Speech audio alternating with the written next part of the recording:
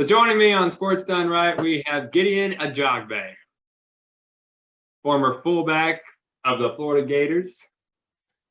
Now, Gideon, real quick before we get into your time with Florida, you hear about the commit Florida just got from Marcus Stokes? Nah, man, tell me about it. So quarterback Marcus Stokes just flipped his commit from Penn State to Florida. Yeah. And Gator Nation has a lot to be excited about with that. Stokes is an excellent high school quarterback. I think he's going to be a very good college quarterback. He's a great get. Penn State's missing out. 100%, man. I'm happy. He's a 5-star? I believe so. 5-star or 4-star, I forget. Either way, that's huge, man. We need good quarterback play. Also, we need a good backup for AR-15. So anybody that can back him up and keep the same quality, I'm down for 100%. You're gonna make me look him up. You're gonna make me look him up after this? Shoot. Oh yeah. Oh, we're all very excited. But Stokes just committed to Florida. I want to ask you, what made you want to commit to Florida back when you were I believe, a 3-star running back in high school? Yeah, I was a 3-star running back. Yeah, bro. I've always grew up watching the Gators. I used to watch Sunshine Sports on Channel 47 growing up as a kid. And even though I come from legacy, my mom and my dad graduated there. Even my little sister, she just graduated with a master's in mechanical engineering. So I'm legacy, but I always knew I was going to be a Gator. I always tell people my favorite college football player of all time is Sean Taylor. He played at my rival high school, Gulliver Prep. And if you watch my high school highlights, I always try to measure my game after Sean T. So playing running back, hitting hard on defense, trying to take people's souls on the field. So even though he was a guy, I always we won't hold that against him. I was always a Gator. Always wanted to play for the Gators. Always dreamed of running out the tunnel and wearing orange and blue. So yeah, so that's what I've always been a fan. So when I got my scholarship, I think officially my junior year, it was a no-brainer. I was going to the Gator. It didn't matter who else gave me an offer. You were sold. You were signed and delivered at that point. Signed and delivered. It was easy, bro. They had me. They had me at hello. You said Sean Taylor was your favorite. He definitely did not take any plays off. No, he did not. Not at all. He was the one that he leveled that punter in the Pro Bowl. Yeah, bro. The Pro Bowl is chill, bro. Yeah. When everyone else is going half speed, Sean Taylor says, "No, it's still a football game." He didn't care, man. That's why I love him. I play just like him. There's a toll to pay setting foot on this field. With me, there's a toll to pay. Yes. Not bad. Now, when you went to Florida, Urban was the head coach at the time, but for the majority of your time, it was Muschamp. Yeah, absolutely. Yeah, he was there. Yeah, Urban was there so I got there during the summer of 2010. Coach Meyer was gone by December of 2010. So yeah, I've had Coach Muschamp was my coach for 4 of my seasons out of my 5.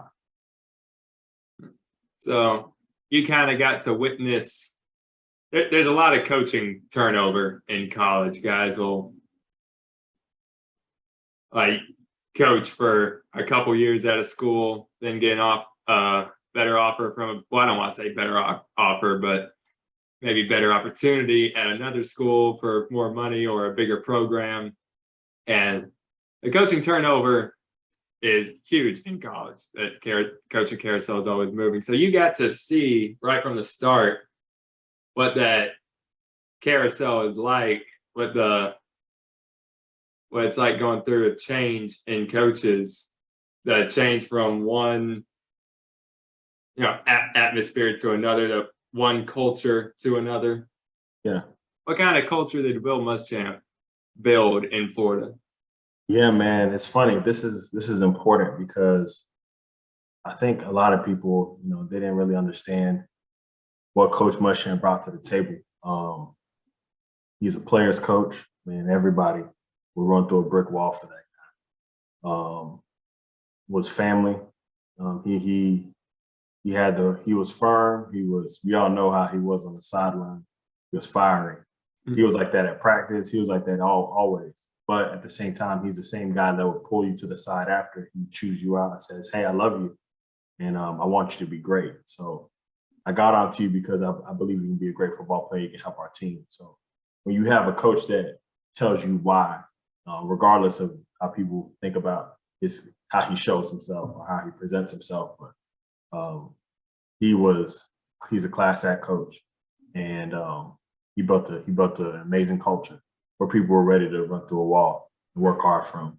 I just, I don't think his record as a coach is a reflection of who he was to us every day in the locker room and how everybody respected him. So yeah, he definitely built the culture. We know his defenses at Florida were amazing. So our offense, if we matched up to what the defense did, we would have been great. We would have been at least in the national championship game, at least one or two seasons. I think we missed it on our 11-2 season. I think that was like our 2012 season.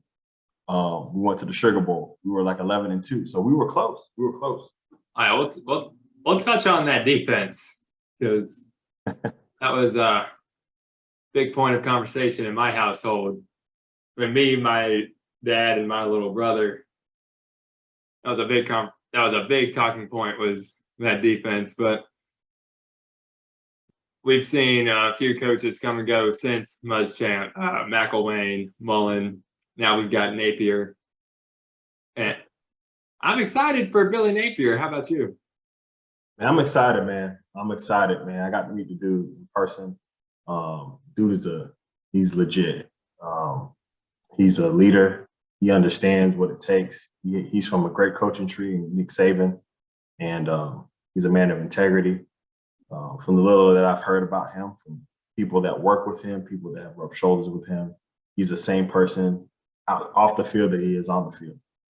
So that's important, and he knows how to win, and he's been with the best coaches in the world. So, with all those, that's all the ingredients you need to be great. And he knows how to hire a staff, and he knows. Oh, he put his staff together as soon as he got here. Exactly, yeah. So that was his number one priority. He's already put some things in place that are going to help us in the quality of our recruiting. And man, I think he's doing an incredible job. I can't wait to see how this season goes. But I always tell people, man, we need a coach. We need a long-term coach. We don't need any more 3-4 year coaches. No stopgaps. We don't need. Yeah, man. We need a program like Florida does not do stopgap coaches. Nah, man, we need a 10-year coach, 10 to 12-year coach that is invested, and everybody rallies behind, and we're looking for the long term. Shoot, I don't think Nick Saban won the first 3-4 seasons when he was at Alabama. I forgot which year, but it was like the first couple of years were rebuilding. Well, Alabama was in a bad place before Saban got there. And then I think the first couple of years they were competitive, but they didn't win it. And then all of a sudden, boom, Alabama as we know it. So I think we need the same kind of trust in a Napier, somebody like him.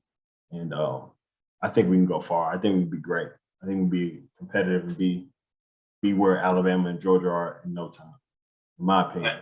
Oh, yeah. It's easy to forget that in between Bear Bryant and Nick Saban, Alabama wasn't necessarily setting the world on fire in the time in between, but we definitely have the right coach in place. At least it feels that way. And I know when we first hired Napier, I didn't know much about him. Yeah. He was coming, I believe he came over from Louisiana Lafayette. The Raging Cajuns. Raging Cajuns. Yes. I didn't know much about Napier outside of where he was coming from. Yeah. I actually asked my little brother because he is a college football savant. he has his ear to the ground about all things college. Yes. And he told me Napier is gonna fix this recruiting game. Good. He's gonna get on that. I'm happy you said that because I remember that interview by it was like they put Mullen's interview next to Coach Smart's interview about recruiting. And Coach Smart was like, that's the most important thing. We recruit day and night. And I think Coach Napier has that same mindset. Recruiting is 24/7. So I think that you need the best player. If you're gonna win, you need the best players. Alabama has the best players.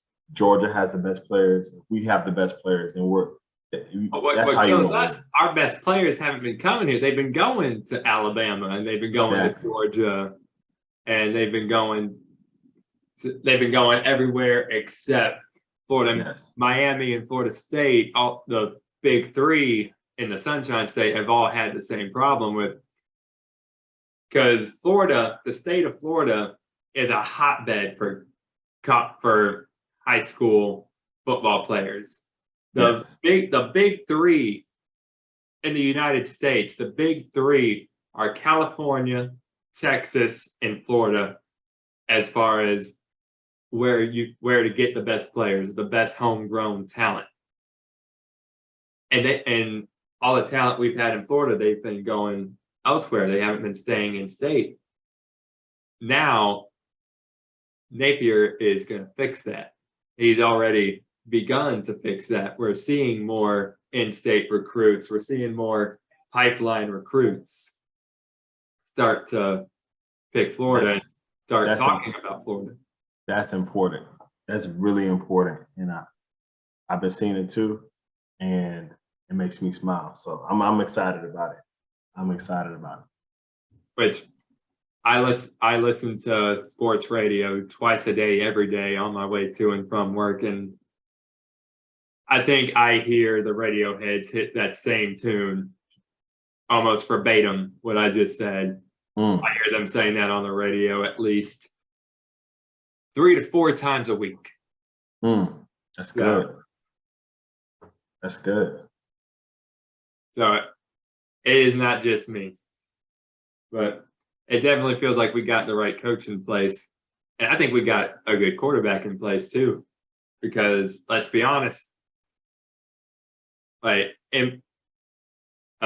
you got there right when Tim Tebow was leaving, and time in between Tim Tebow and the emergence of Kyle Trask, in between Tebow and Trask, it has not been pretty. I say this as a humbled, lifelong Gator fan. It has not been pretty. I think the first quarterback we had after Tebow was John Brantley. Yeah. And then it's been a long list of guys. It's like the list of quarterbacks that have played for the Browns since the turn of the century. It's just a laundry list of, he started a few games. He started majority of a season. I think he started one full season. None of them were really lighting the world on fire. Now,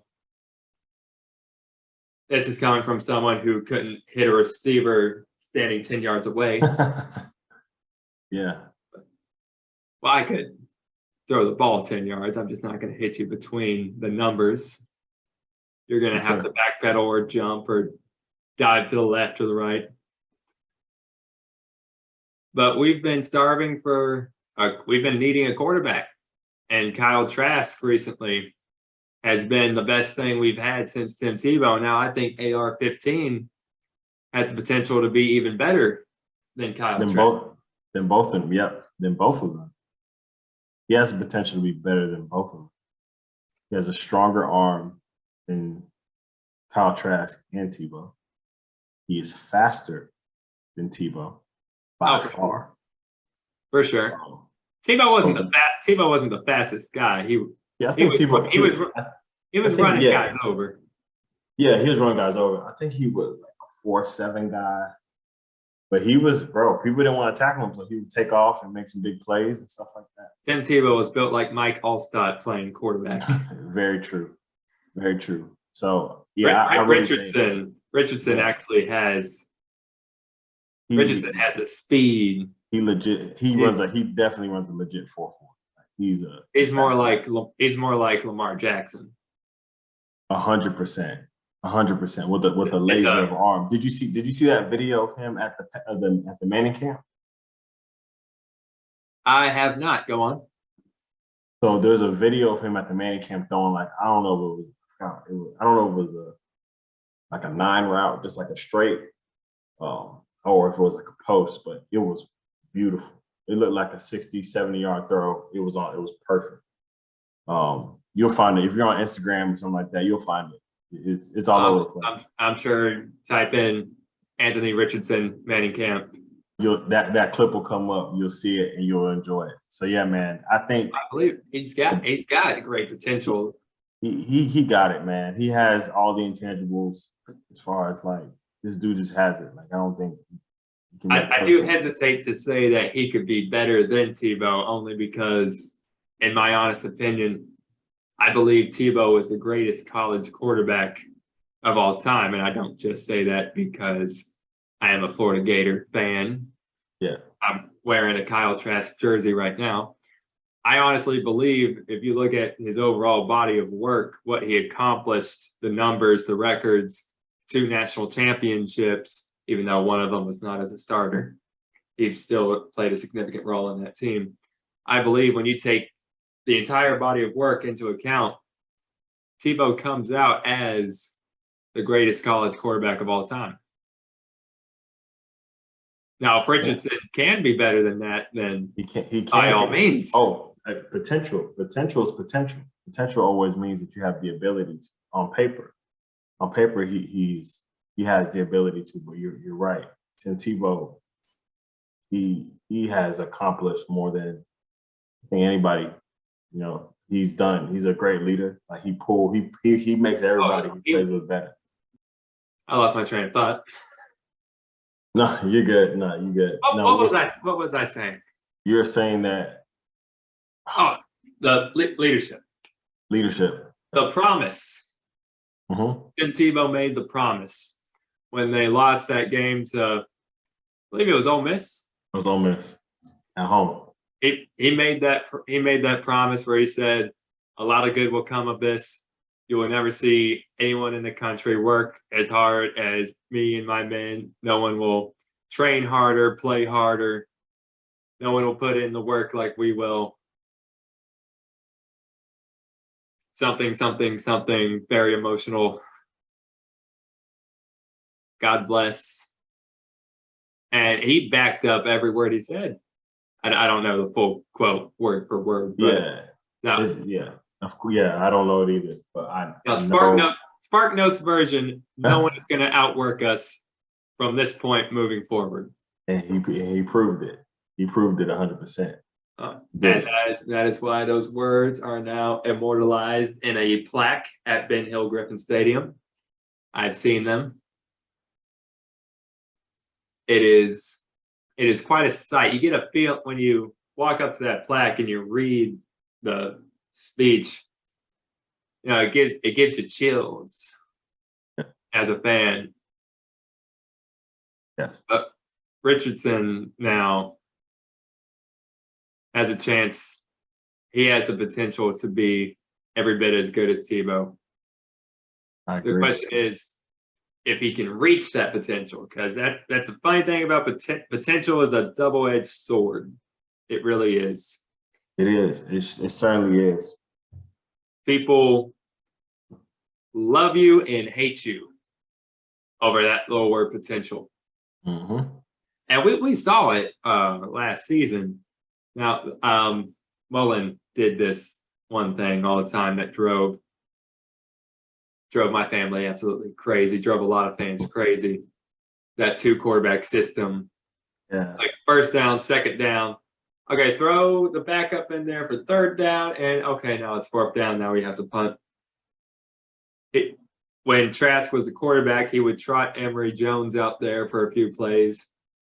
And regardless of whether or not it worked, me and my dad and my brother are screaming at the TV. Just, why? Why is he out here?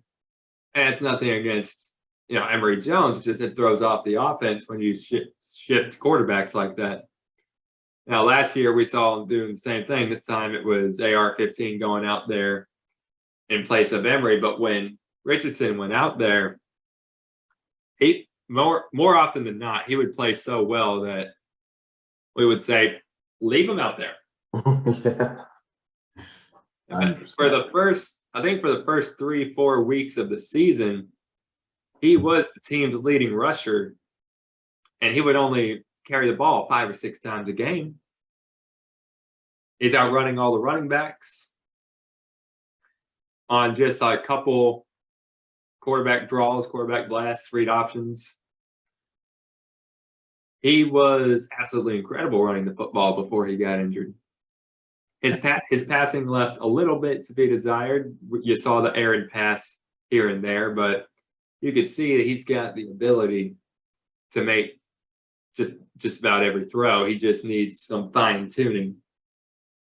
And, film work and understanding defenses, becoming a student of the game. I think with all of those, he could be great. He can definitely be great. Oh yeah, kind of want to get an AR-15 shirt, 'cause, every college player has their own brand now. They've got their own T-shirts and stuff. Which brings me to NIL deals. Yeah. Now you guys didn't have NIL deals when you played. Oh no, we did not. We did not. We did not have any NIL. No, the NIL deals are very new, and some people think that they're getting out of hand, that they're ruining the sport. What are your thoughts on what is going through your head whenever you hear someone say that NIL deals are ruining the sport, or they're going to be the end of college football? I don't think they will. I think the biggest schools will weather the storm, and they will come out on top because they have the most support financially. They have the boosters that are willing to drop that kind of money to help that. The businesses around those bigger schools are invested as well into those programs, and they're going to be willing to help those students get good deals that are going to take care of. So I think for the smaller to mid-range schools, they're going to suffer. It's going to be hard for them. But I don't think it will ruin the sport. And I think with everything that's going on, the SEC wanted to expand to a 20-team Super League. I think those teams will survive, and the other teams, they will struggle. But I don't think it will ruin the Power Five. No. I don't think it would. I think the other conferences will struggle, but it may be the end of the Sun Belt.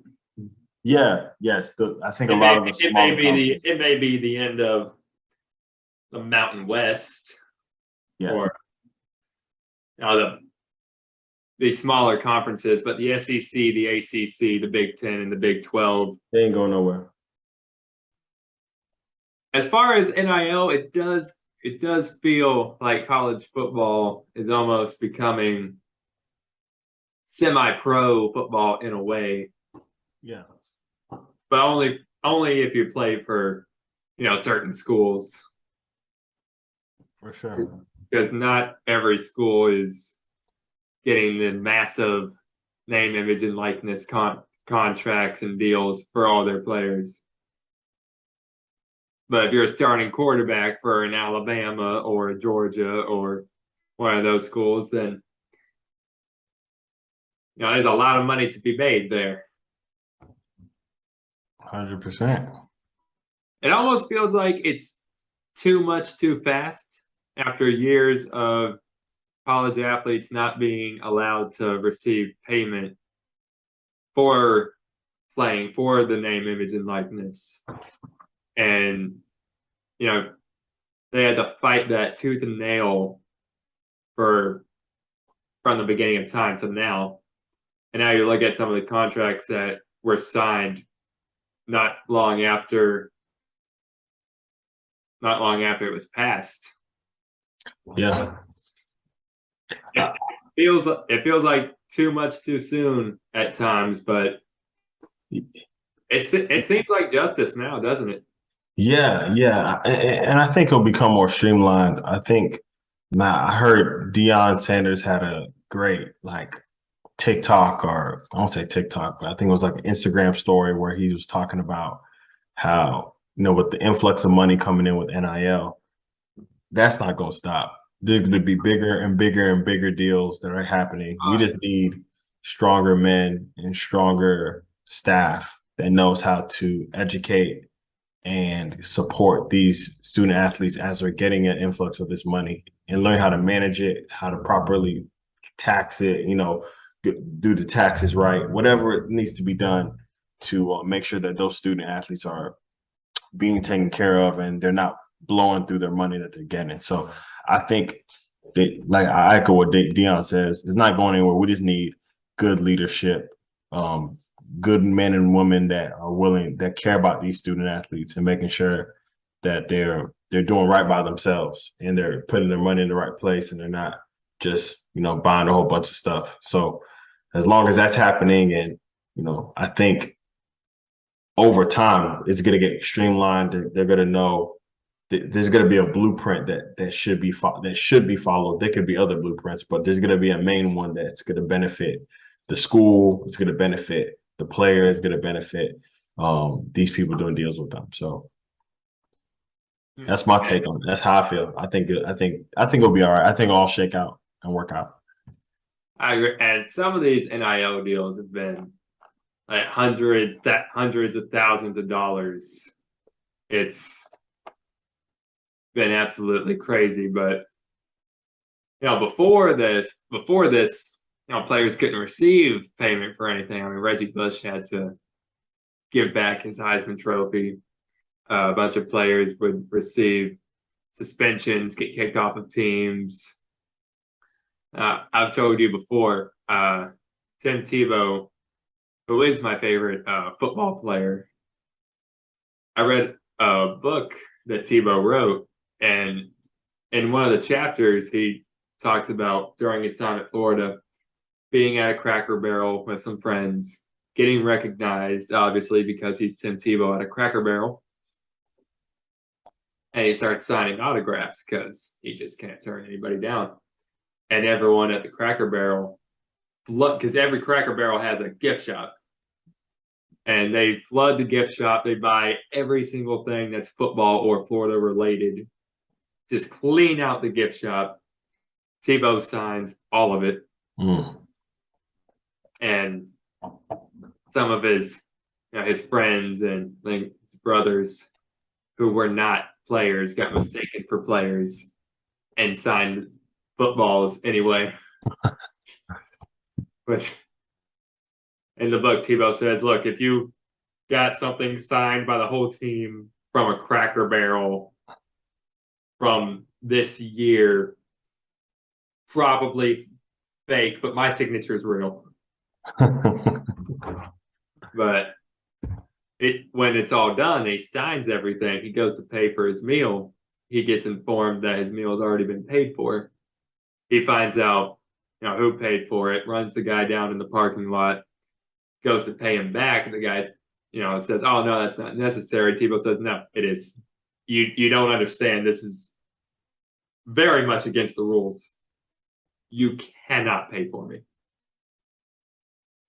Now, obviously, that guy was just trying to be nice, but the rules were very clear and very strict. You tell us about your experiences with these rules. Yeah, I remember friends of mine coming up and grabbing dinner with me, and they're like, "Hey, we're gonna pay for your meal," and I'm like, "Oh man, I appreciate it.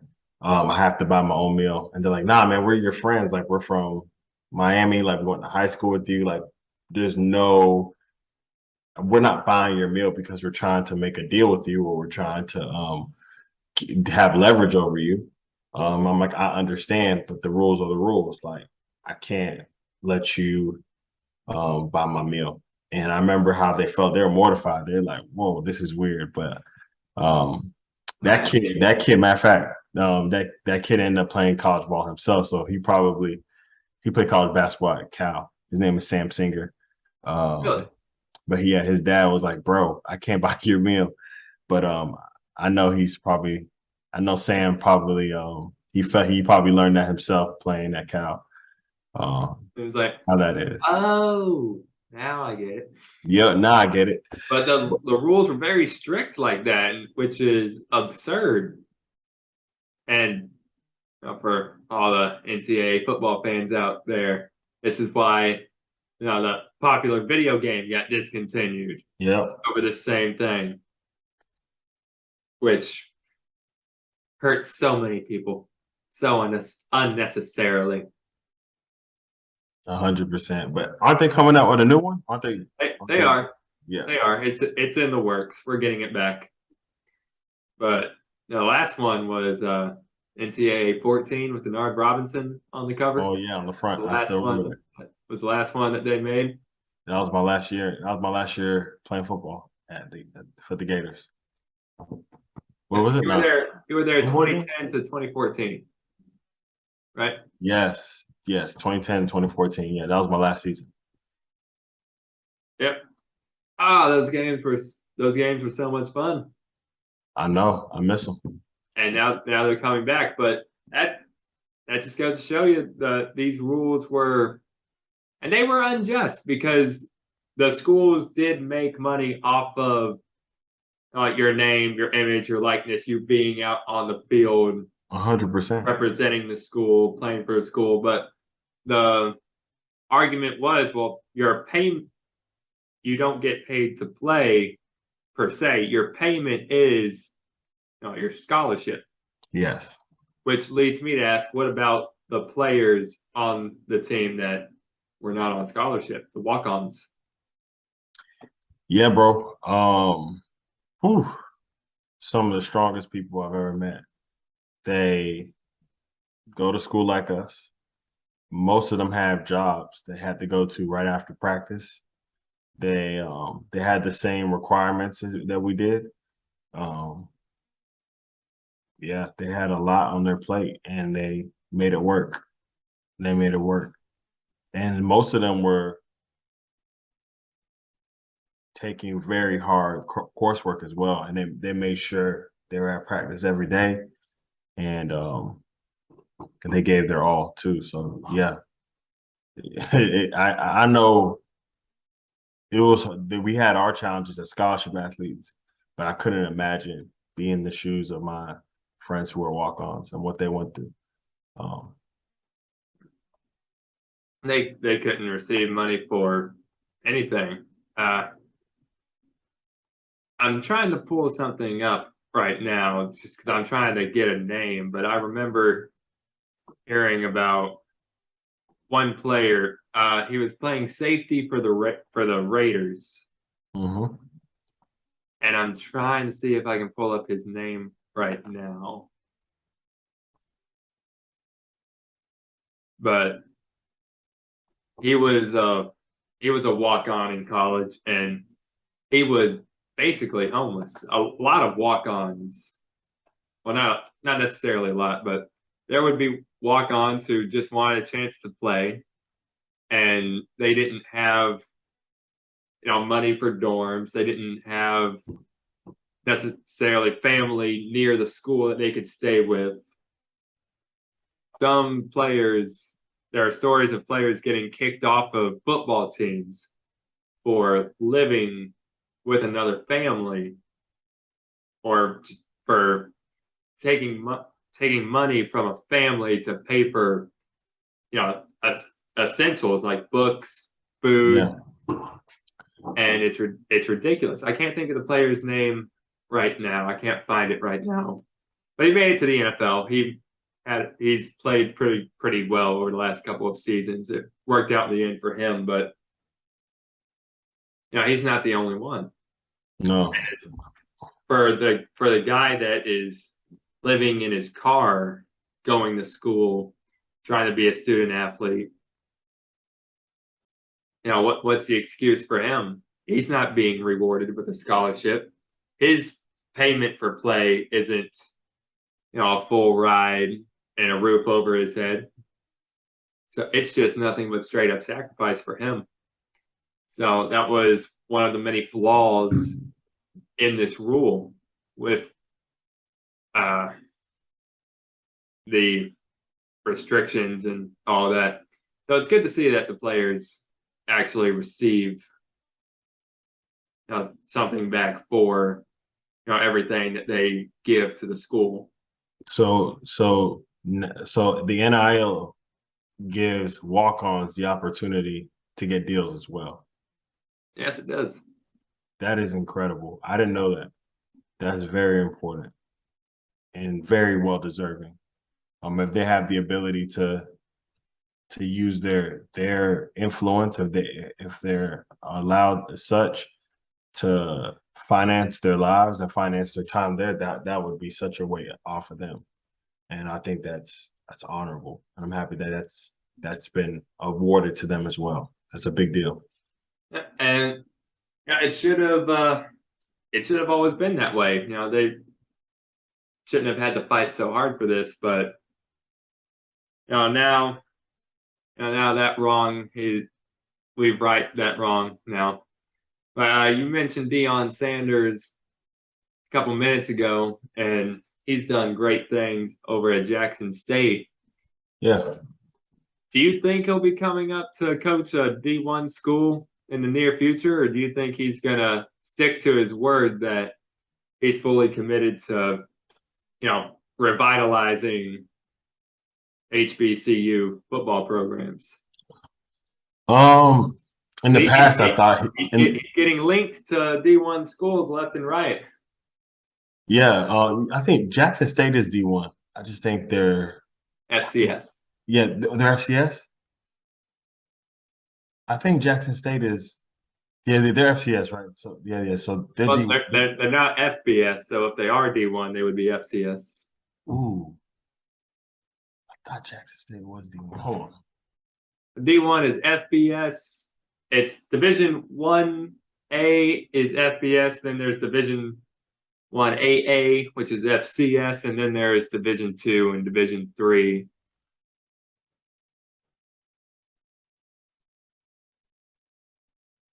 Right. Jackson State is FCS. Southwestern Athletic Conference, SWAC. Yeah. Wow. Did not know that. Whoa. I have a terrible habit of calling FCS Division 2, and it's not. It's Division 1 AA. It's Division 1, but it's like it's a subdivision. It's like a subdivision. It's subdivision 1 almost. Wow. That is incredible. Terminology gets confusing there. No, thank you for clearing that up. Thank you. Bro. In the past, I thought he would go to. I think it's obvious. Let's just clarify this and say Power 5. Would he even go to a Power 5 school? Ooh, I don't know. That will be much easier to. I don't know. And I think at some point, if there's a school that is awarding him an opportunity to go, I think he should. Like I don't. And he's proven himself, and he feels comfortable doing it. I think he should, but I don't know if he would. I think he still has work to do. I think he is serious about what he's doing at JSU. I think at some point he's gonna be a coach at FSU at some point. I don't know when that's gonna be. It could be in the next 10, 15 years. But I do think he has work to be done at JSU. And I think he's trying to open up doors for all HBCU schools. And I think he's not playing about that. So I think for this time period, next 3 to 5 years, I think he's really gonna focus on putting JSU on the map, putting the SWAC conference on the map, putting HBCUs on the map. And I think he's doing the right thing. Well, he is so far he's proven to be a very good head coach. So I can honestly say it is perfectly fine with me if he doesn't ever take the Florida State job. I would be fine. I would be fine with it too. As a Florida fan, it is fine with me if he does not ever make the jump to FSU. But I could see him doing it. But he has taken it upon himself to breathe, just be a breath of fresh air, breathe life into HBCU schools. He has taken it upon himself to be the face of a revolution. He stated that in the last NFL draft that happened, there were no HBCU players drafted. He wants to change that. Actually, I believe he's already changed that. It will change. Travis Hunter. Travis Hunter will be in his 4 seasons or 3 seasons. He may leave after 3. Travis Hunter will be drafted. So he will, at least with one, and I think there'll be other players that'll get drafted as well. But at least with Travis Hunter will be one of the first to be drafted. And that was this just goes to show that this isn't a publicity stunt for Deion. He's not starting small so he can make it big. He doesn't need to do that. He's Deion Sanders. If he wanted to be the head coach at Florida State, with where they're at right now, they would gladly. Because just off of the fact that if Deion Sanders became the Florida State's head coach, everybody would want to go there. Oh yeah, just on that alone, it's a huge recruiting advantage when you can just roll into a recruit's house and all you have to say is, "Do you want to be prime time?" Especially at a school like Florida State. Where he went to Florida State. Yes, and he knows the tradition. He knows what it's like. It would be a nightmare for Florida schools. It'll be a nightmare for a lot of schools. It'll be a nightmare for the Power 5 in general. Exactly. It would turn that around. Just 2 recruiting classes in, he would have them in the playoffs. Florida State would be the next Alabama, like that. That's what I think, but I don't think that's going to happen anytime soon. It may, and if it does, I wouldn't be shocked. But I think he has some work to be done at JSU, and I think he's going to fulfill it before he makes any moves. He's made that his mission, and he's proven, because he has stuck to his guns every step of the way. He has not, given any credit to any rumors. He has not strayed from the path he is on.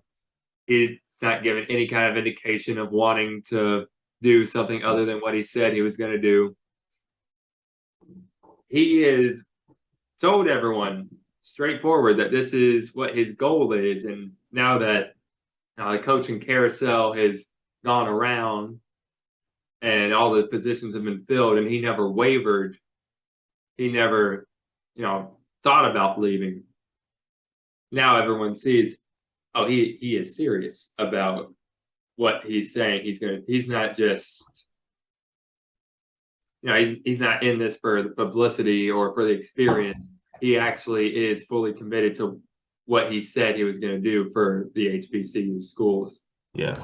And getting Travis Hunter was a huge that was a huge blow to the Power 5. Huge blow.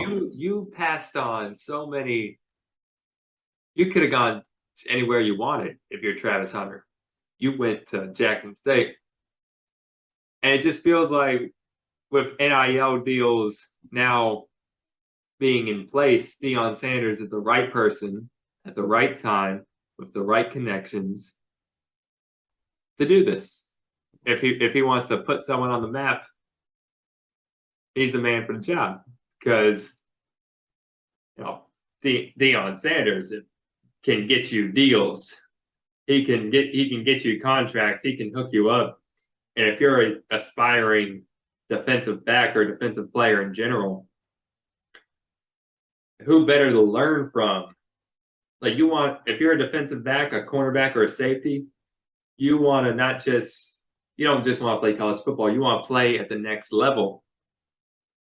Deion Sanders is, the argument can be made, he was the greatest cornerback in NFL history. He's in the conversation.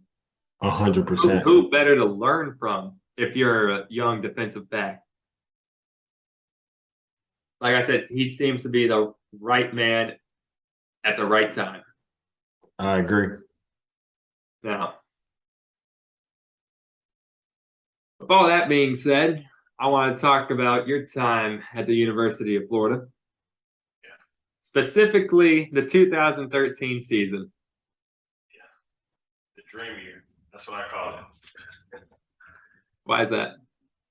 So, for people that don't know, my first two seasons at the University of Florida, I think. My first 3 seasons. My first year, I had a freak shoulder injury that was infected that almost took my life. And it was bad. You said it was infected? Yeah, I had basically had strep throat in my shoulder. It's called Streptococcus group B. Had it in my shoulder.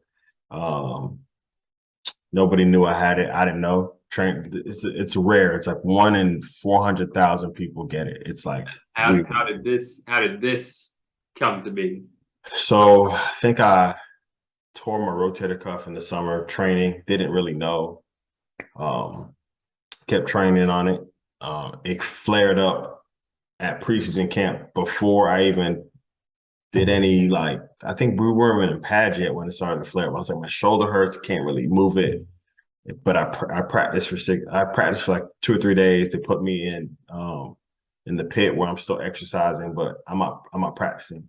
And it just got worse and worse. I couldn't sleep. And then they finally sent me to the hospital, and they said they put a syringe in my arm, took all this infected juice out of my shoulder, and then they found that was in my arm this whole time? Yeah, it was like a whole bunch of different colored juice. It was nasty. Big vials full of infected juice. They found out, okay, this is bad. You're septic. It's about to go to your heart. It's going to shut down your heart. You're like a day or 2 away from dying. Like you're about to die. So we're going to send you to emergency surgery first thing in the morning around 8 o'clock, and we're going to fix your rotator cuff, and we're going to clean out the infection. So they did those 2 things. Had another surgery. That was my first year. I was out completely out my first year. And then my second year, I partially tore my MCL. And I think it was like second week of training camp. Second, third week of training camp. So that messed up my second year. I was out until a bowl game. And then my third year, wasn't hurt. Played a little bit of special teams. I think I played like 2 or 3 snaps of special teams the whole year, just because somebody got hurt in the game, and I ran out there, did my 1 play, and then got out. Get a body out there. Get a body out there. That was my third year. So up to that point, I didn't fulfill my scholarship. I was hurt 2 years. My third year, I came back, wasn't really myself yet, and I didn't play. Like they were like, bro, you haven't done anything. You haven't fulfilled your scholarship. We don't want you to be here. Basically, like you need to continue. You need to think about going somewhere else. And I decided to stay. And I decided to stay. I decided to try again, even if it meant if I was gonna stay on the sideline for the rest of my career. And man, it's funny story. Trey Burton was playing fullback, tight end, quarterback. He was the dude. Trey Burton played just about every position on the field on offense. I think the only thing Trey Burton didn't do was snap the ball. Yes, basically. He played wide receiver. He played tight end. He played H-back. He played fullback. He played quarterback. He played running back. He did it all. He did everything. He was one of my favorite players for that fact, that his versatility made him one of my low-key favorite players on the team. For sure. Trey, people don't know this. Trey was like the reason why he was one of the big reasons why we had such a big class in 2010. He's like the number one recruiter ever. So once he's done playing in the league, he needs to become a recruiter. He needs to become a coach and recruit because that dude is incredible at getting people to rally around a vision or a common cause. So he got most of us out there. He 2010 is like one of the best classes ever, and Trey Burton was one of the big reasons why we all went in that year. But anyways, that was a sidebar. So Trey Burton, he was moving to another position, and Brent Peace was the offensive coordinator that year. And he told Coach Peace, he's like, man, have you thought about Gideon playing fullback? Like Gideon played running back in high school. You see how tough he is. He's tough. He's been hurt a bunch of times. He keeps getting up. He works hard in the offseason. Like if you gave him an opportunity, he would do his best. So they thought about it, and then Coach Peace and Coach Muschamp walked down into the training room. And at this time, I have a torn hamstring. I tore my hamstring, or pulled, like a very severe pulled hamstring. And I remember Coach Peace and Coach Muschamp saying, "Hey, if you want to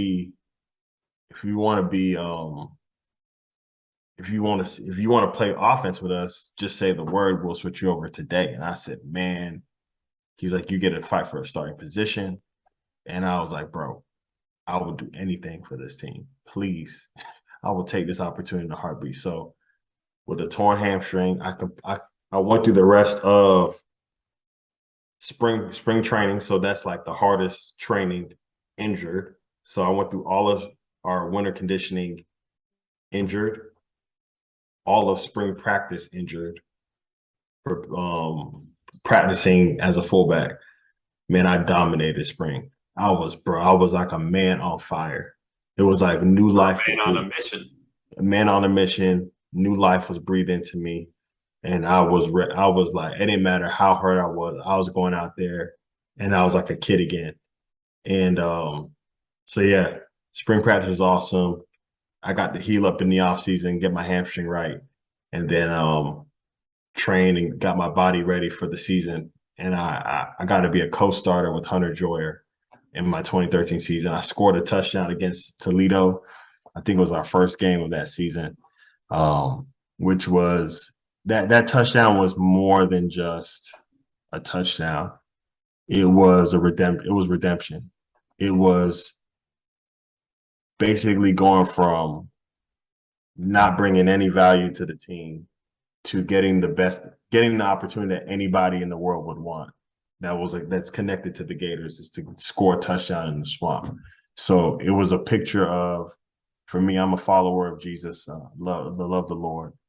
It was God saying, "I see you," and even though you probably will never score another touchdown again, because I didn't. I actually dropped a touchdown pass against Tennessee at home, and I still relive that moment in my head, because Tyler Murphy threw a beautiful ball. It dropped at the last second, and I missed it. I dropped it. But I could have had 2 touchdowns in one season, which would have been awesome. I probably would have got more touchdown opportunities or more throws if I caught that. But yeah, so basically that touchdown was a picture of God's grace to me, and just knowing all that I went through to get to that moment, to be a starter, from going from somebody that brought no value to the team to I'm a starter. I got a touchdown in the swamp in my 4th season. That was a big deal for me. That meant the world to me. So And you were starting at a fullback? yeah, I was a co-starter. Yeah, so basically, me and Hunter, we shared. He went in one series, I went in the next series. He went in one series. We both were the starters. And you got your touchdown in the opening game against Toledo, 24-6 win. Oh man, that's the unfortunate thing about the 2013 season. We went 4-8. Yeah, we did go 4-8, which it's great to hear about your dream season, that the show of perseverance and being rewarded for your perseverance and resilience. That 100%. is a great silver lining That's a great silver lining in what was an otherwise, from a fan standpoint, forgettable year. Oh yeah. And yeah. It was, for me personally, I knew what it was. I know that was just God being good to me. But as a team, bro. Teams are going to be. That was the worst. That was the worst. Man, it was the worst year. It was the worst season I've seen as a fan. But hey, team success is going to be up and down. At least you were getting your opportunities. You were getting your chance. You were getting your time, and that is, you're only going to get so many chances at that. Florida's always going to have a football team. Yeah, you're going to bounce back and forth from being good, being average, occasionally being mediocre, then they'll be good again. That's the team success will come and go. The team's always going to be there. You're not always going to be at Florida, so 100%. at least you got your opportunity. You got your time to play, and you made the most of it and enjoyed every second of it. Yes. But in the 2013 season, and you mentioned Tyler Murphy, and oh Lord, I would get anxiety watching Tyler Murphy play quarterback. And no offense to him at all. Like I said, if you were lined up 10 yards away, I couldn't hit you in between the numbers, but yeah, I would get anxiety watching the offense during those times. But our defense at that time was lights out. Yes. Here's the crazy thing. In 2013, Florida went 4-8. Our conference record was 3-5. We averaged 18.8 points per game, which ranked 114th out of 125. That speaks for itself. But our defense, averaged 21.1 points per game allowed, which ranked 15th out of 125. So a top 20 defense with a bottom 20 offense. The team was good. You can tell they had the players, they had the talent. It was all there. We just didn't always put it all together on one end of the ball. Yeah. But the quarterbacks we went through in 2013, Tyler Murphy, Jeff Driscoll. A name here I would rather forget, Skylar Morningleg. I believe he got one start, and I don't think if he got a start. No, he did get one start. We're gonna circle back to that. He did get a start. I do remember that. I don't want to talk about that. By the way, all of those men are class acts. Tyler Murphy was my roommate. Love that guy. He did end up getting a workout for the Pittsburgh Steelers. He did. He's coaching now. He's coaching. Yeah. He's coaching in the league. I was shocked when I found out the Steelers were working him out. I was very happy for him. I was very happy. He tore it up at BC. He went to BC. He did a good job at BC. That's right. He did transfer over to Boston. Yeah, I don't think all of that was on him. It goes deeper than just Tyler. But same thing with Driscoll. I think Driscoll. Oh yeah, no, I don't mean to make it sound like it's all the quarterback's fault. Yeah, I feel you. But yeah, I know these men. These men are class acts, and they prepare like pros. Jeff Driscoll, he also ended up transferring out. He went to La Tech. And he's still in the league. He's now back up in Detroit for. Yeah. I think he just got signed again with the Texans. Again. because he was a backup in Detroit for a number of years. And Cincinnati.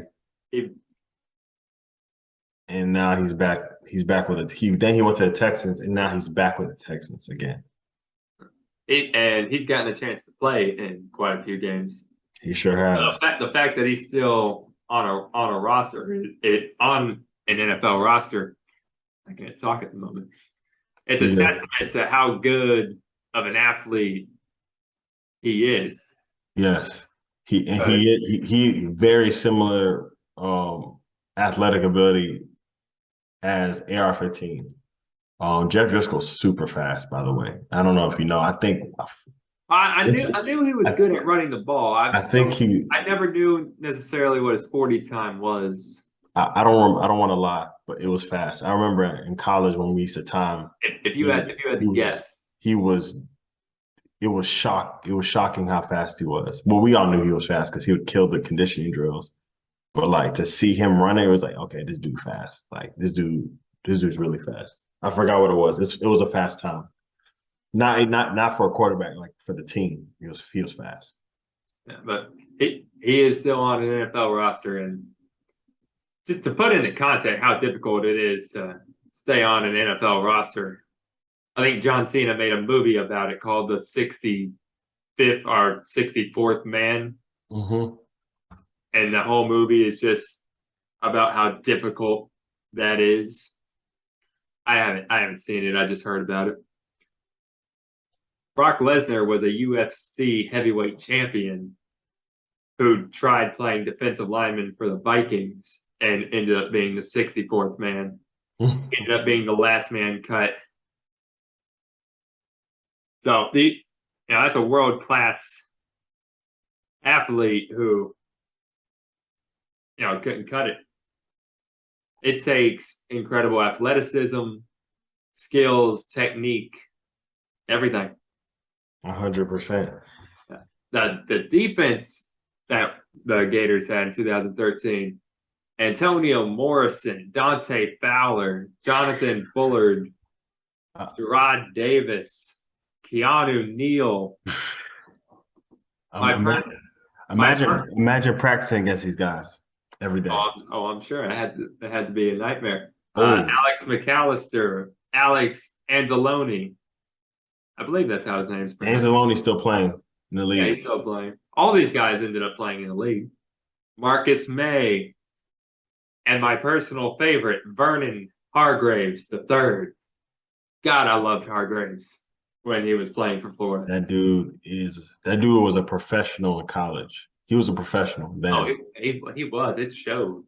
He was a professional. He prepared like a professional. He was the best player on the field anytime he was on the field. 100%. 100%. Easily. People were saying that about him when he was in high school. I was like, dude's amazing. I remember his first or second game he played as a freshman. He got an interception. Yeah. I had said that Vernon Hargreaves was the best player on the field anytime he stepped foot on the field. For sure. Easy. That's easy. You saw him in practice. Like, how did he carry himself in practice? How did he carry himself in the locker room? Bro, man, it's funny story. We still, me, Vernon, DeMarcus Robinson, The receiver? Antonio Morrison, Jacoby Brissett. Who else? Man, we used to we had our spot in the locker room was called the corner. It was right once you walked in. We turned right. That's where we sat. Man, Vernon from day one, man, he had everybody's respect. He works hard, conditions hard. He's one of the stronger people. I won't say he was the strongest, but he's one of the stronger people on the team.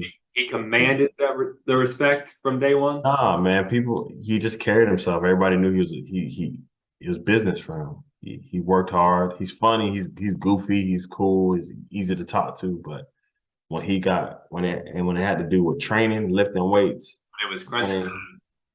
Conditioning. When we did 7-on-7, when we did position drills, you already knew what Vernon was bringing to the table. So from the minute he got there, um, Vernon was respected. So yeah, he carried himself as a champion, as a pro from day one. It was no doubt in our minds he was going to the league. We all knew he was going to be hot. Uh, Um, he in 2016 he was the 11th overall pick in the yeah, NFL draft. not shocked, not shocked at all. Like everyone kind of knew, like playing with Vernon and seeing Vernon firsthand. Like Yeah, he's going to be a first rounder he was when incredible. it's his time. He was incredible. Uh, I just remember him being a very special player, excellent defensive back. I remember he got sent out to return kicks and punts a few times. He had like 5 punt returns and 5 kick returns during his career. Mm-hmm. And Yeah, I thought he could have been a deadly return man if he yeah, did the it dude. more. But my He, father, my dad, he didn't like Vernon being on those special teams plays because his he can get mindset hurt. was that's the best player on the team. You're gonna get him hurt on He can get him special hurt. teams. Yeah, You have special teams players for that. for Don't sure, risk, for sure. don't risk Vernon on these plays.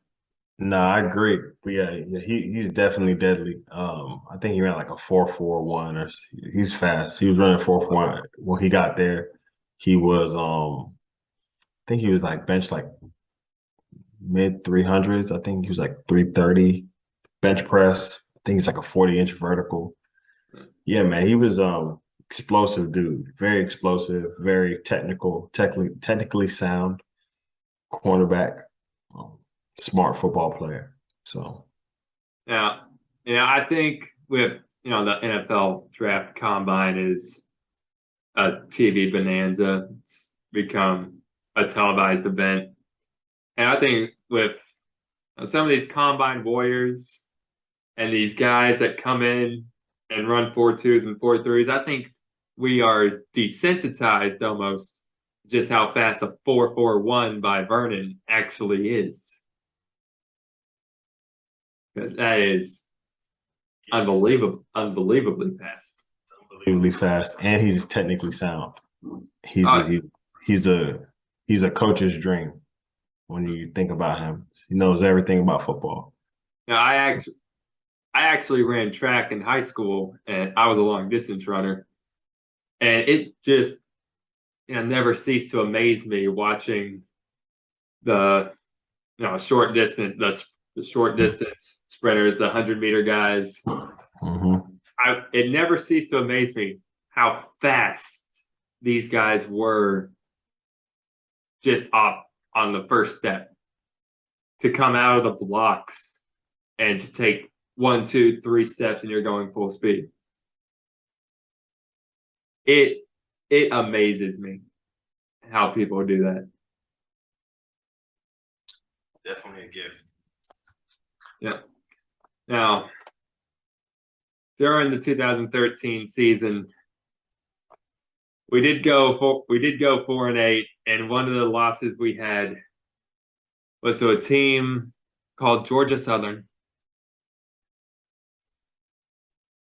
And I vaguely remember this game. And the reason I say vaguely is because I did not actually watch this game on TV.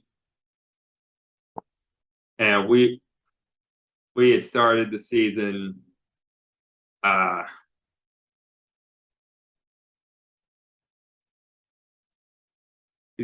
we started the season 4-1 in 2013.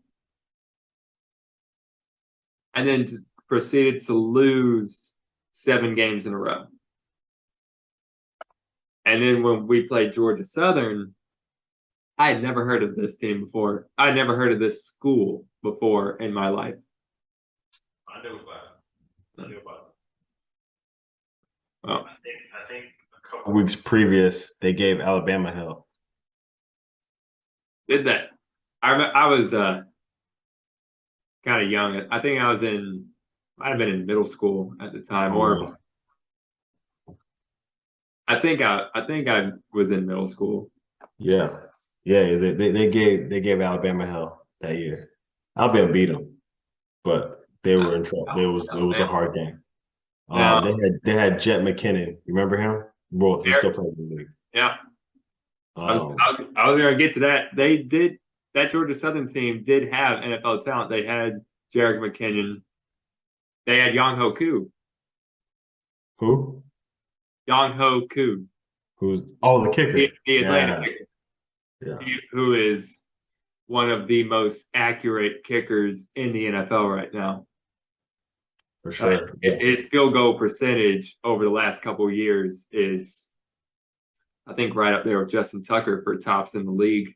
I'm convinced that game put Jet. I think he was already being looked at because he's very explosive. But I think that game put him over the edge of him getting. I think he got drafted. I don't know what round, but I know he got drafted. That game definitely put him on the map. So yeah, that was a disheartening loss for many reasons. Many reasons. But before we actually talk about the game, I just gotta say, like, I didn't watch the game because at the time, my little brother was playing football, so he had a game the same day that the Florida and Georgia Southern game was being played. So we didn't watch the game. We're at my little brother's game and we're following along with the score on our phones. And this is 9 years ago. So I'm like 15 at this point. Very, very ignorant 15-year-old fan looking at the schedule and saying, Georgia Southern, I don't know who that is. That's how I know that we should beat them easily. Like I said, I was very ignorant. Well, the season we're having, it was inevitable. It was going to happen. But they run a really difficult offense. They run the wing T, which not many teams still run. Oh In no, college football. It's a very difficult. That is an endangered offense. Yes, but it's also because you don't see it a lot. It's a very hard. It's a dying offense. It's a very hard offense to defend when you don't see it every week. So I even remember preparation for it. It was like pulling teeth. It was really difficult to prepare. How does that old saying go? What is old is new again? Yeah, and especially when you have it's one of the oldest offenses out there. The very explosive athletes running it, and you're trying to figure it out on the fly. It's really hard to defend. Very hard to defend.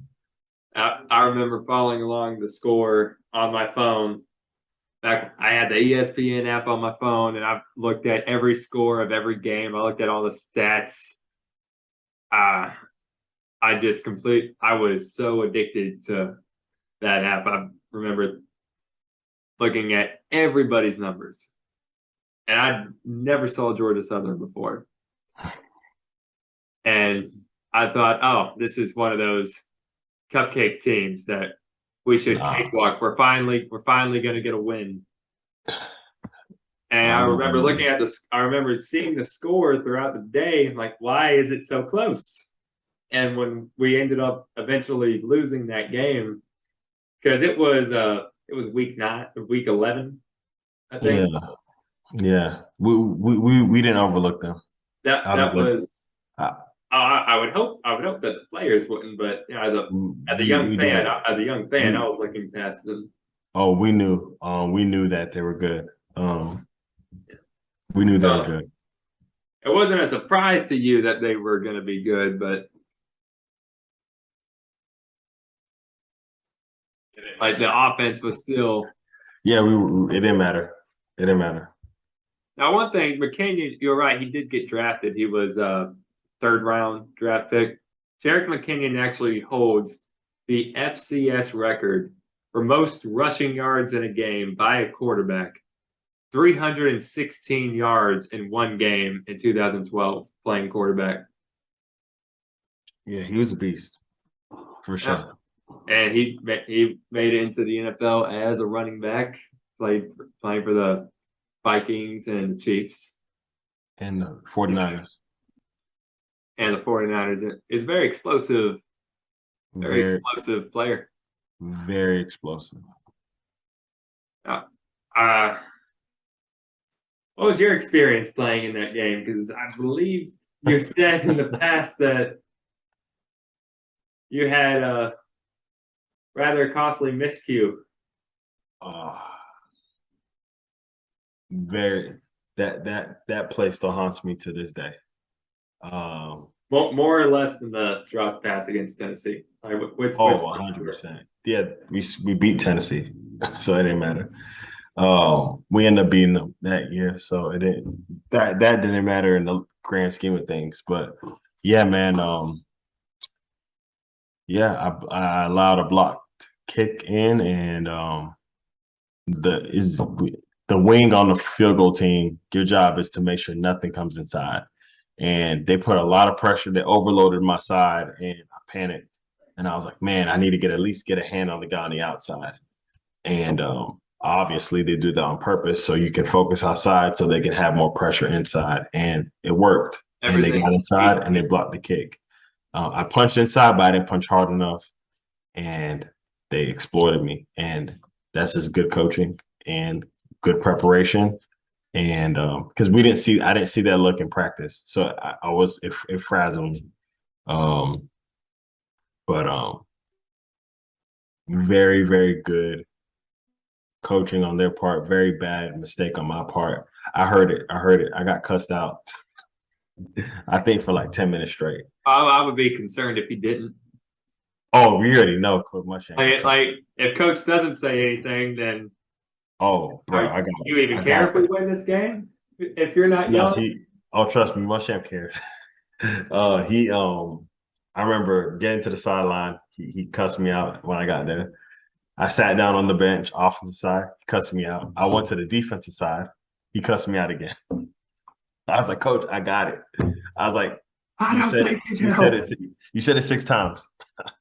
I got the picture. He's like, all right, just don't do it again. It didn't happen again. But the stat that just boggled the mind for me, Georgia Southern had 0 passing yards in that game. It was all rushing, no passing. And Skylar Morningweg was the starting quarterback for that game. I believe it was the only game that he started. Yeah, I think everybody was hurt. I think Tyler was hurt. Driscoll was hurt. So that also plays a part into the game too. Skylar Morningweg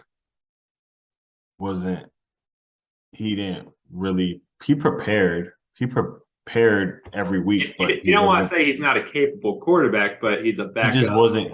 I don't think he thought he was. He didn't think he was going to play in that game. He never thought at the beginning of the season that I was going to play. When did the team find out that Morningweg was going to be the starting quarterback? I forgot what all went into that, but I just know Skylar Morningweg did not think he was going to play at all in 2013. So I think that plays a part into it too. I think if we had Driscoll or Tyler, I think we would have beat that team easily. From that point forward, Morningweg was my worst nightmare at quarterback. I got shudders when I heard the name Morningweg. And his dad was a coach in the NFL. Yeah. Marty Morningweg. Yeah. He coached the Lions. And his entire coaching tenure can be summed up in this statement right here. In an overtime game, an NFL overtime game, sudden death, first score wins. He won the coin toss and deferred. Oh man. I didn't know that. So again, it's the NFL. It's not like college where both teams get a chance to score. Especially with those, the first person scores wins. So in an NFL overtime game, in a first score wins scenario, he opted to give the opposing team the ball. He did not coach for very long. Oh gosh. I will say this: Skylar Morningweg is a great dude, great man. He's a good man, good guy. I believe, did he have a good football IQ from being the son of a coach? Did that like shine through? I don't remember. I don't remember because he didn't really prepare with us. He was there. He just never really prepared. That week was the first week I think he ever prepared with the ones. He never prepared with the ones. So during when Driscoll and Tyler were 1 and 2 interchangeable, they're the only two that prepare with one. Like Skylar Morningweg gets no reps. So that was the first time Skylar was getting reps ever. Once from first team snaps ever. So I don't really remember how fast he picked up on stuff or anything. Yeah. Moving on from 2013, let's leave that in the past now. In 2014, the team goes 7-5, and you are now moving on from the University of Florida at this point. Yeah. Can you elaborate on that process of leaving college football behind and trying to get a foot in the door in the NFL and eventually trying to move on and cope with life after football? Yeah, man. Because you've been playing this is a game that you've been playing for a very long time. High school, college, probably Pop Warner too, right? No, I didn't. I started playing football 6th grade. In middle school. I went to a private school, so middle school, high school, college. Yeah. This game has been essentially your life up to this point, and now it's no longer an option, and you have to move forward now. What's that like when that realization sets in? Yeah, it was hard, man. I remember because my 5th year, they got rid of the fullback in the offense. We got Kurt Roper as the offensive coordinator, so they moved all the fullbacks to H-back or tight end, and I automatically became the 5th string tight end because I was not good at tight end. Even though I worked really hard, I lost like 10 to 15 pounds, and you're a bit short for tight end. I was also one of the shortest. Well, Hunter's the shortest tight end. You're like 6'2". I'm 6'2", 6'3", but Hunter Joyer is like 5'9", 5'10". So he was the shortest one, but he still was the 4th string because for some reason. But he had better hands than you. Was that? I have decent hands. I just wasn't good at. I don't know. I just guess I wasn't a natural tight end, which I'm not. I know I'm not. But I was more of a blocker. That was a passing offense. Anyways, 5th string tight end. I trained really hard in the offseason. Like I ran routes. I think I ran routes every day. I was even running routes on Saturday with the wide receivers. I was doing everything they were doing, trying to get right. So I took it seriously, but I didn't cut it. It didn't matter how much I prepared. So yeah, so that was anticlimactic for me. I was a special teams player. I thought my career was over, which it basically was. Got a trial with the Tampa Bay Buccaneers. Did not make it. And then at that time, while I was trying out, I was working at a furniture store, Haverty's Furniture Store in Charleston, South Carolina. My wife was in nursing school, and yeah, it was a tough transition. I remember after the tryout, I got back to work, and that whole week I was in a fog, man. I didn't really know what I was gonna do. I was sad. I knew my career was over. I knew I wasn't gonna play football again. And yeah, man. At that time, again, I told you I'm a follower of Jesus. So I've always had this desire, starting in my last year, 2014. That summer, I felt like I was supposed to be doing ministry. So while I was working at Happy's Furniture Store, didn't make the Tampa Bay Buccaneers team. My heart started to shift towards wanting to do What ministry. position were the Buccaneers looking at you for? Fullback. But at that time I was 235, bro. I lost so much weight. I didn't have an agent. You lost weight so that you could run the routes better? Yeah, run the routes better at tight end. And that bit you in the butt when they wanted to move you back. I didn't know, bro. I had no idea. I was gonna get a call from anybody. So if I was at my 255-pound weight to almost 260 when in my fourth year, I would have been ready. I would have been ready. I probably would have made the team, in my opinion. Well, fullback is a bit of a dying position in the NFL, though. Outside of Kyle Juszczyk and Patrick DeMarco, there aren't really any real fullbacks. Yeah, I think you could have been the third guy. Yeah, I think at that time. Fullback. Yeah, at that time, I think I would have made it because my size, and then I can block really well. I was really good at run blocking. I think I would have been there. I would have gotten an opportunity. But yeah, anyways, became a youth pastor for 6 years in East Texas, for 4 years, 2 years in Atlanta, and now I moved. Now I live back in the Gainesville area with my family, and I'm in medical sales. I'm at Abbott Nutrition. So yeah, it's been a weird transition, and I think about it all the time. There's some days I go back and watch my high school highlights and watch my touchdown at UF and my big hits that I had. I had some good hits. I think there's one that was captured against Mizzou. Knocked some dude out on a kickoff in Mizzou. I'd had a lot of those. If you ever get angry with my teammate, huh? You say you knocked him out? Nah, I just like knocked him down. It was a big hit. But if you ask you put him down, but you didn't knock him all the way out. Nah. That's just me talking. But if you talk to any of my teammates in 2010, I think I would have remembered that. Nah. You usually remember playing when guys get knocked out. No, I didn't knock nobody out. But I got him on the ground. You blew him up though. I blew him up. But if you ask any of my teammates in 2010 to 2014, they'll let you know. That I put it on people in practice and in games. Knocking people down wasn't a hard thing for me to do. So it was fun.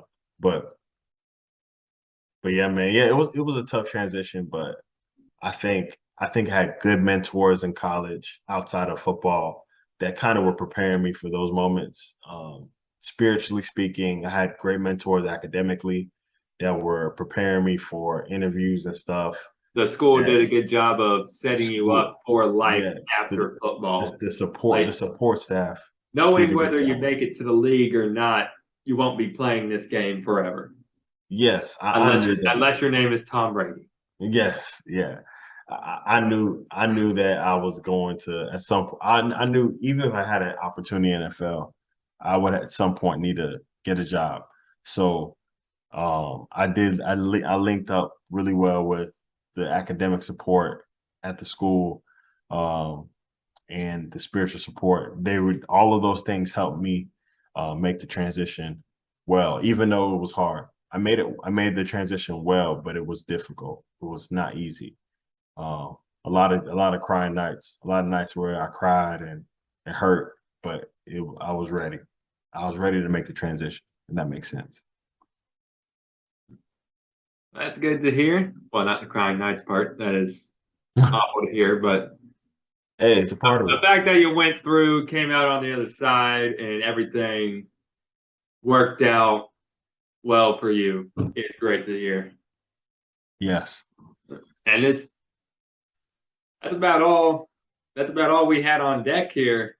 Went through everything I had lined up. It's been a great conversation. Man, it's been great. I've enjoyed every moment of it, reliving some good times, some bad times, being able to get my spin on it, share some insight that people may not have known about me and other people. I've thoroughly enjoyed it. And if you ever want to do this again, I would love to do this again, man. I will definitely have. We'll definitely have to do this again, Gideon. Thank you.